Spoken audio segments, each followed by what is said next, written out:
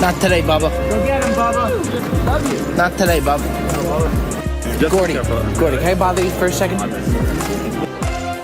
All right, folks, coming to you live here. You know the drill. You know the dance. You know how we get down here on the Brilliantly Dumb Show. This is indeed episode 92. I am Big Game Bob, coming to you on your local airwaves. However you're listening, whyever you're listening, we're just happy you are indeed listening, folks.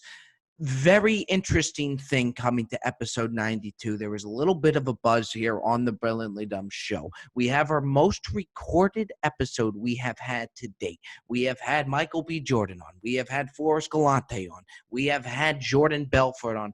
All these characters, but none of them have surpassed the main character that everybody's talking about right now. That is indeed Jersey Jerry. We're going to bring Jersey Jerry back onto the show. For those of you who don't remember that weren't there with us last week, I highly recommend you get on last week's train a little bit too to kind of hear what went on.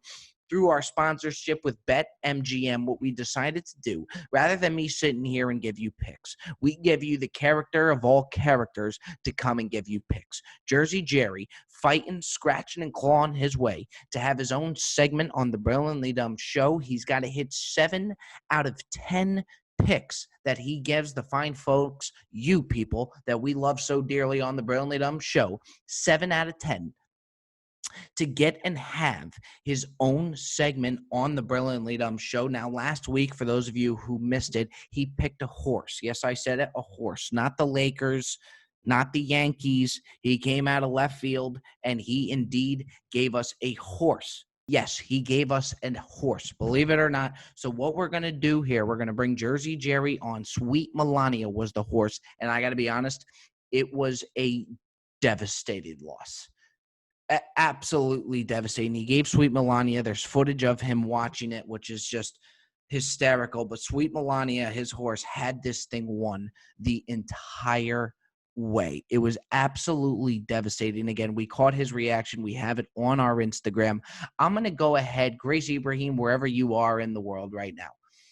I'm going to go ahead. If you could just do us a favor.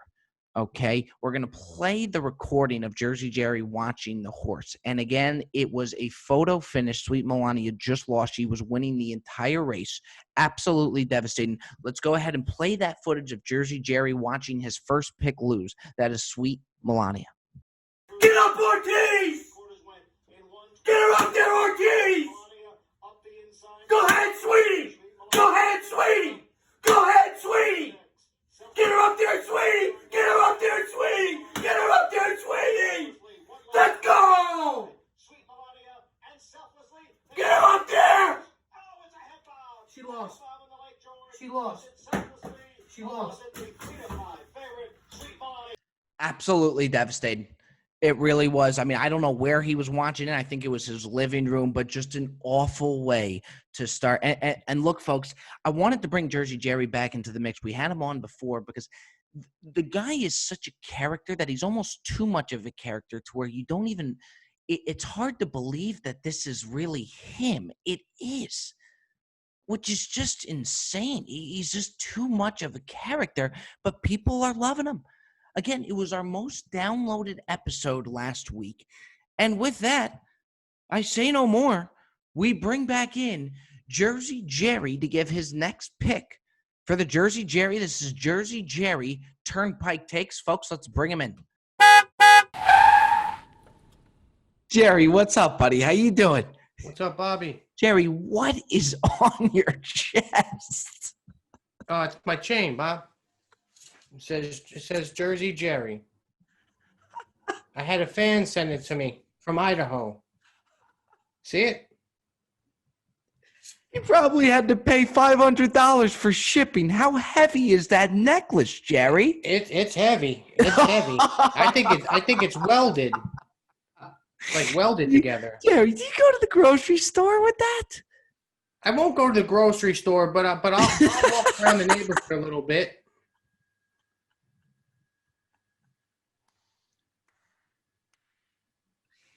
Yeah. Jerry, I'm sorry, buddy. Let's get into this, okay? By the way, actually, no, before we get into this, Jerry, I just saw your Instagram. Call me crazy. Were you getting a tattoo in your kitchen? Yeah, I was getting a tattoo in my kitchen. It's my dad's friend. They were in prison together. His name is Tattoo Louie, and he comes to the house and does the tats. Are you? Oh, how many tattoos do you have, Jerry? I got a lot of tats, Bob. I got my chest too. You can't see How it, but often is Tattoo Louie at your house? I mean, he just got out of prison a couple weeks ago, but he's been here 3 times. Tell me more about Tattoo Louie. He comes to your house, and then what happens? Do you tell him? Do you show him what you want? Yeah, I show Louie what I want. I get a little nervous with this guy too because, he does everything backwards. I think he's dyslexic or something like that. So why aren't you a little worried about getting a tattoo from him then, Jerry? The problem is, if he's, God forbid, he screws up, what are you going to do? I have to get a cover up, Yeah. Would you have him do the cover up of the fuck up that he had? Nah, I wouldn't let Tattoo Louie do the cover up. All right, Jerry, let's get into this, okay? Sweet Melania, your first pick to get your own segment on the Brilliant Dumb Show, falls short. It looks like she's got this thing in the bag. Okay, we watched the recording here before you came on. It looks like Sweet Melania has this race won. Yep. What was going through your head? Do you agree? I thought she had it won for sure, and I think Ortiz ran a really shitty race. To be quite frank. Now, by Ortiz, you mean the jockey, right? Because we hear you screaming Ortiz. That is the jockey, no? That's the jockey. Last race he raced with Sweet Melania. He was out in front about 6 or 7 lengths down the stretch, and he was just whipping her and whipping her and whipping her. And he was getting bashed on TV, on his Instagram, on his Twitter. You're winning by 6, 7 lengths. Why are you still whipping the horse? You got it wrapped up. I think that played into his mental this race because if you notice, the last quarter mile, Ortiz wasn't touching that horse when he should have been hitting her. Jerry, I'm sorry, Jerry. Why? What does it do when he whips the horse? Isn't that mean for her to hurry up, or because she's in the lead does she kind of get confused that she's being whipped? Yeah. So the problem with Sweet Melania is she's a pace setter. She likes to be out in front. She likes staying in first the whole race, start to finish. That's just how she likes to race. Now Ortiz, you can see he down the last quarter mile, no whip. No, nothing there. Oh, so you think the reason that he didn't whip her is because a couple weeks ago, mental. It's mental. He didn't want to get bashed. Now you're watching this race. Are you watching Ortiz to see if he's whipping the horse? I would never think to look there. Yeah. So that when I realized, that what happened last race, before the race went on, I really hope this guy Ortiz doesn't back off this horse, and he keeps her moving. He keeps her in first. He doesn't let up, and he doesn't get nervous about what other people think. Right. And sure enough, he did, and he got a nasty message from me on Instagram. It's heartbreaking, Jerry. It really is, because it really looked like she won the race. And, I had said it before, the downloads have been phenomenal. It's one of our most downloaded episodes yet. People want Jersey Jerry. I want you to have your segment, but at the same time, you do got to win it fair and square, Jersey. This is not off to a good start. Week 2 bounce back for Tuesday night's games, Jerry. Well, we want, go ahead, give me your pick. Bounce back right now. We got to get 7 out of 10. Bounce back. Who is your week 2 pick, Jersey Jerry? Go. You got week the floor, buddy. I was doing some research, and there's this guy in UFC who I love betting him. He has a mullet. His name is Ricky Simon, but I call him Ricky Reverse. You call him Ricky Reverse? Yeah, because when he fights, he does like a reverse jab. But the way he looked in the weigh-in a couple days ago, I didn't like the way he looked. He was his shoulders were a little sunken in. His neck didn't look good. He had no definition there. I would have picked him for my second pick, but I said I can't do that. I need to get on the board here, and what I'm thinking here is the way this team shoots the 3 ball is immaculate. They did lose their last. I think 10 games. They lost 3 or 4. So they're 3 for 7. I think in their last 10, which isn't great. But the team that they're playing in their last 10 is 1 for 9. That is dog shit. They're gonna crumple this team. Where are we going with this, Jersey? So it's not NBA.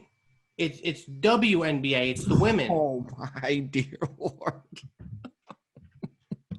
Yeah, it's women's basketball. It's the Indiana Fever. They're facing the Atlanta Dream. Their paint, and when they play in the paint, it's they're good in the paint. They pass the rock. They could shoot the 3 ball. Great free throw percentage. You need to tell me, when you're not watching horse racing, you're watching the WNBA. You know enough about the WNBA to make an educated pick for your own segment. Yeah, because the last time that these two teams played, it was 93-77. The Indiana Fever crumpled them, flat out crushed them. It's going to be the same result here. This is unbelievable. This is unbelievable.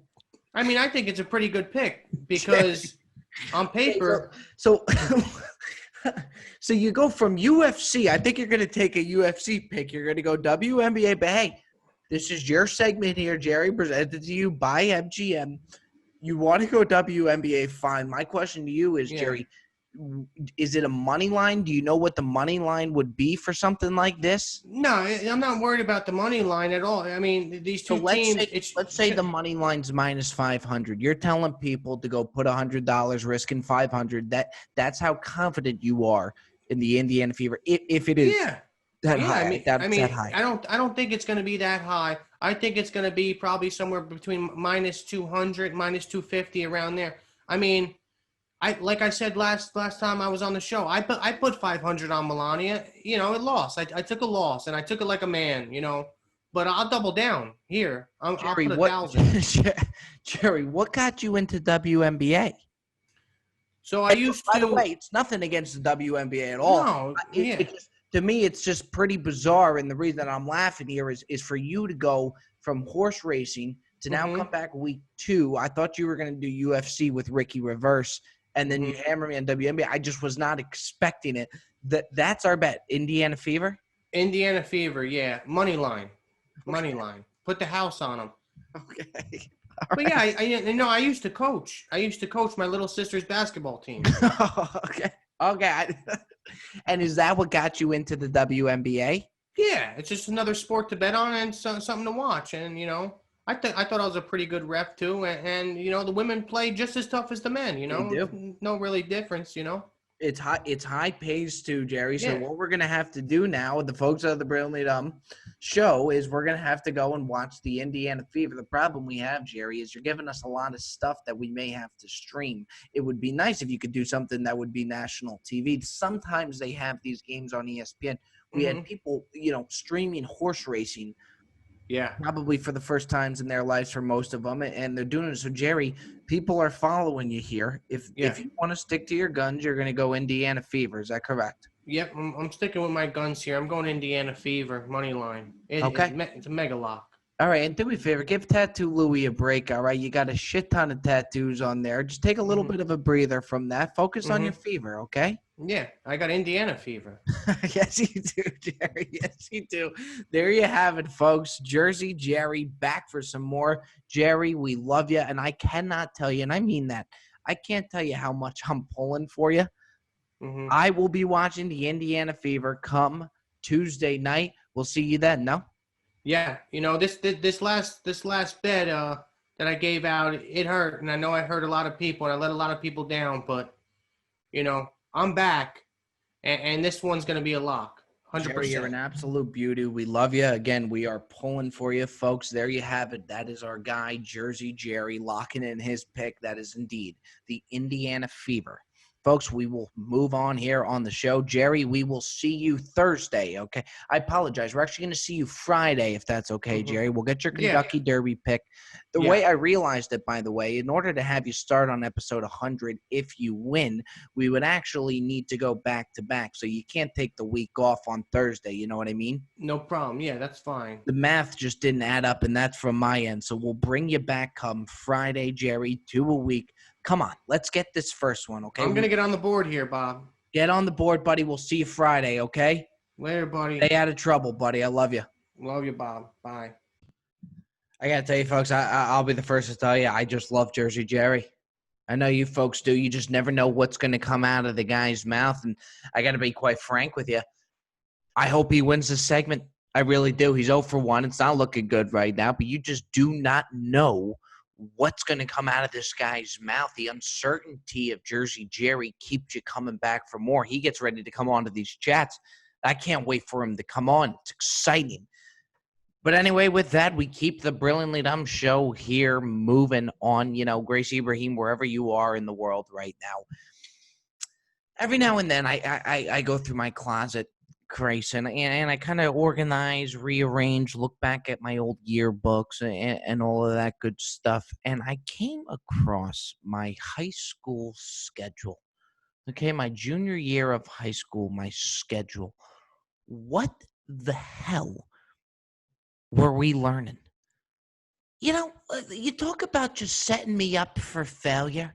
You should have seen this schedule. To give you an example, my first class of the day was study skills. Yes, study skills, where you learn how to study. Now, with that being said, you had to be the lowest of the low percentile-wise in your grade, in your class, to be assigned a study skills class. But yes, that is me. You're looking at him, Big Game Bob, alumni of the study skills class. What a ridiculous thing to do. Study skills. Boy, does that make me shitty looking back on it. Makes me feel real shitty looking back on it now. Really does. I'm surprised I didn't feel shitty about it at the time. I look back on it, it makes me feel like shit. You learn how to study in study skills. That's like coaching an NBA team. The players show up to the floor and you spend 1 day a week teaching your players how to tie their sneakers and properly put their sneakers on. It's the most ridiculous thing I've ever heard. It's like coaching Barry Bonds, and instead of throwing the guy batting practice, you teach him how to put on his batting gloves 1 day a week. Except this class, I had it 5 days a week. That's how I started every one of my days, was learning how to study in study skills. I wish I could find Miss Grasser, my old math teacher, and let her know that common denominators are the least of my worries right now. Not once has someone asked me for the square root of a number ever since walking out of her doors. What are we teaching our kids here? We're really not teaching the things that matter here, folks. I was looking at this schedule. I just couldn't believe it.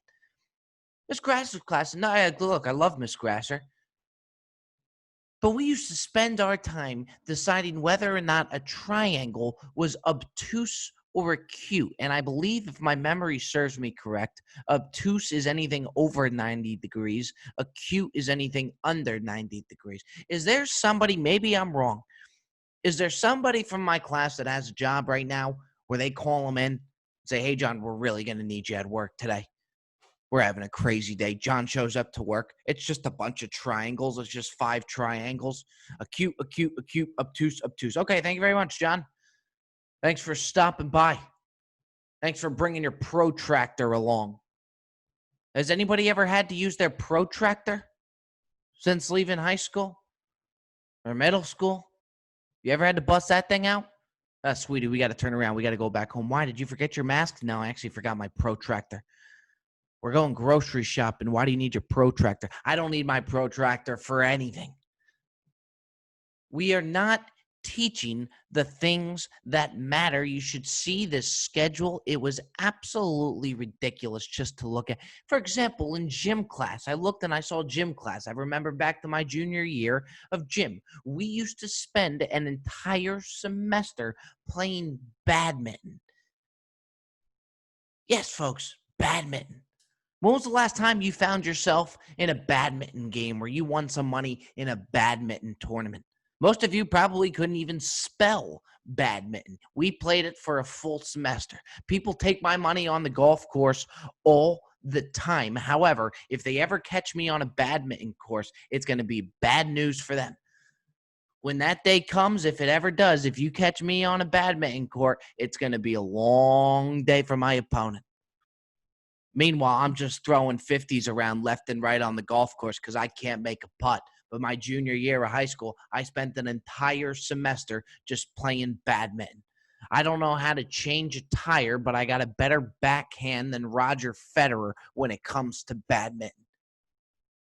What are we doing here, guys? What are we doing? I'm not going to take any of this shit with me. I wish I would have known that in the time in high school. I mean, this is ridiculous. I just kept looking the schedule up and down, up and down. I couldn't believe it. Yet I go to a washer machine now. I don't even know what button to press.